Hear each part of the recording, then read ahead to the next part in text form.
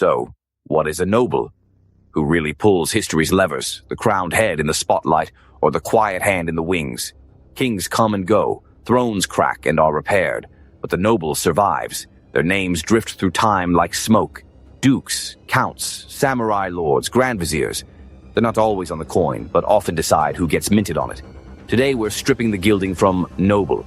It's less about fancy titles and more about systems, land, law, loyalty, and the people skilled at bending them without letting them snap. The basics. A noble is a socially recognized member of the upper class beneath royalty.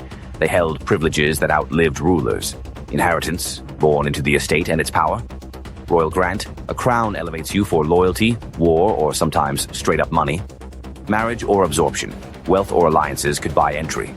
Nobles shared core traits, control of land and income, legal perks like special courts or lighter taxes, and a political voice in councils or parliaments. How it worked. Land funds revenue. Power. Estates produced crops, rents, and cash to hire retainers and soldiers. Fealty networks.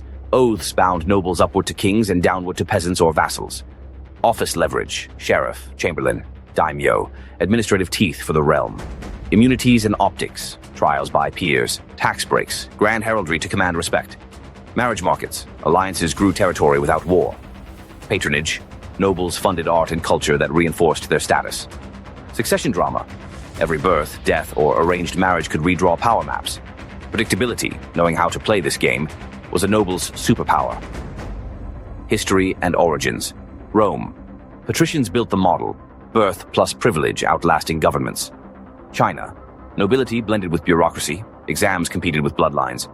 Medieval Europe. Feudalism locked in counts, dukes, and knights tied to land and service. Japan. Samurai and daimyo formed a warrior nobility with strict honor codes. Early modern, cash for titles surged. Crowns sold status to fund wars. Revolutions, France, Japan, and others tried to kill privileges, but names and estates often endured. Impact and legacy. Legal perks faded, but noble families adapted. Wealth turned to capital, estates became companies and banks.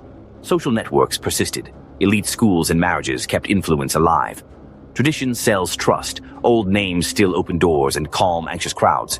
Monarchies curate titles. Republics nurture quiet elites. Costumes change. Continuity stays. Random facts. Nobles often got honorable executions. Sword, not rope. Title inflation made knights common. Higher ranks evolved to stay rare. Heraldry was medieval UX, fast visual ID on battlefields. Buying offices was history's original money laundering into respect. Some lands became legal dead zones, where the king's power weakened. So, what is a noble?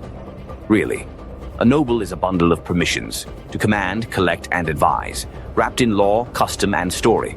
Sometimes hero, sometimes villain, always one rung below the fire, yet rarely burned.